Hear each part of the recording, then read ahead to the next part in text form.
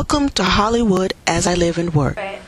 You look adorable, though. Thank Good you. morning. Good morning. I love that dress. Thank you. I love it too. Very It's comfortable. I heard you had trouble on the set because there was so many, with such a large ensemble, that you were always bumping into things.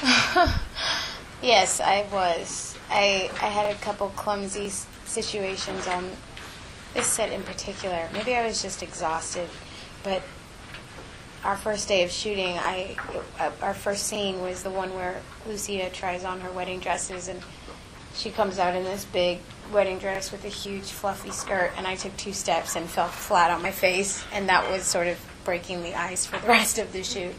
And then everyone just started counting how many times I would bump into things and trip and fall. So it sort of became a thing on set. Was it funny to have Carlos Mencia play your dad? I mean, he seems like the guy's hysterical. I mean, he has to be cracking you up on set.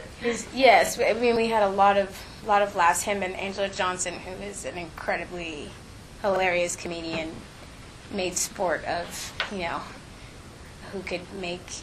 who break character, and we had a fun time. But my scenes and my relationship with Carlos were sort of the more grounded and serious scenes between the father and daughter. So it was interesting working with him on what was very new to him, and he sort of showed up very prepared and very focused, and just, really, took it very seriously and committed to it. So. Have you ever experienced, do you have a multicultural family like that at all? No, I've never experienced a wedding like that. I have a biracial friends, who are in biracial relationships and marriages, and there was drama surrounding that. The old grandpa who, or was it the old grandma who really liked the boy she was marrying, thought he was a really nice guy, but wouldn't come to the wedding because she didn't believe in it, and it's shocking. To me in my generation that someone would really care that much or hold out and actually like someone and say, he's a perfectly lovely guy, I really like him, he's nice, I hope you're happy, but I don't believe in it. It's sort of like what we're going through with gay marriage now.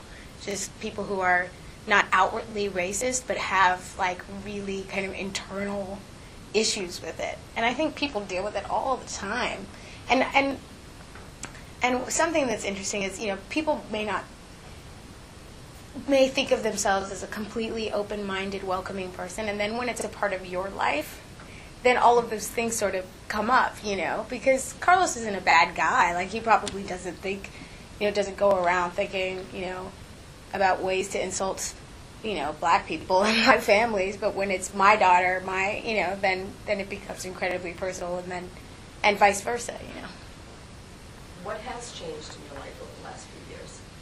What has changed in my life? A lot has changed. I think the last 4 years of my life have been not solely, but mainly focused on Ugly Betty.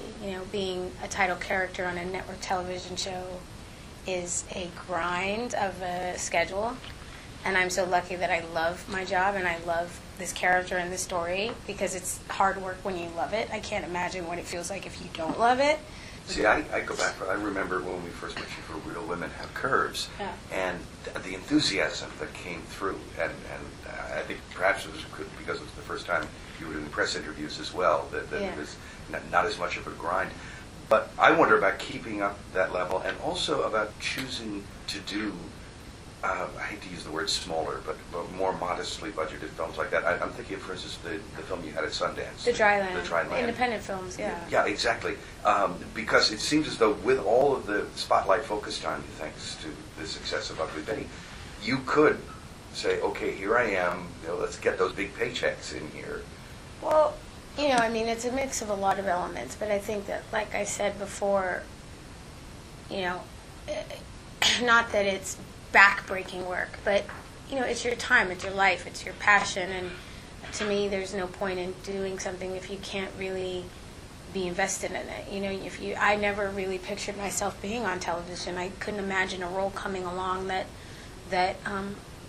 would entice me enough to sign away years and years and years of my life to one character. And then Betty came around, and I sort of knew immediately that this was a character that I could grow with and get behind, and protect her and love her and see her through to her journey's end. And for me, that's what it's got to be about.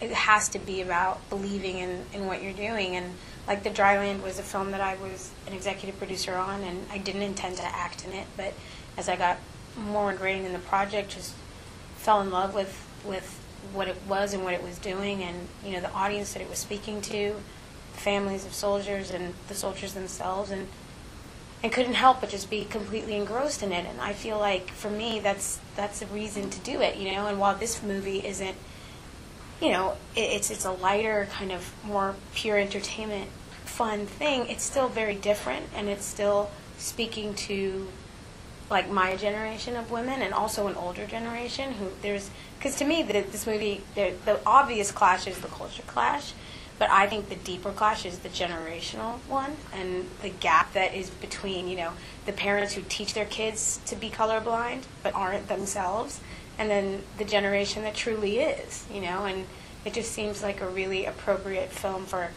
this time in our history, and really that the people who are like walking the talk and moving forward and believing in equal rights and practicing it, and then the people who think it's a good idea but didn't really make that change in their own time, sort of. So what kind of roles really appeal to you? I don't really know. I mean, I don't think that I approach it with anything in mind. I like to, it's a mix of what comes my way, what's available, and then things that maybe that I think up and think, oh, that would be a really wonderful thing to do. And I really loved producing that film, The Dryland, and I think that's something that I hope to do more of. Being a part of creating the material, and there are a couple projects that I have that I'm sort of getting behind, and hopefully that sort of has a completely different element of fulfillment when the idea is yours, or you're part of the initial idea, and then getting to see it through. And I really loved that part of it.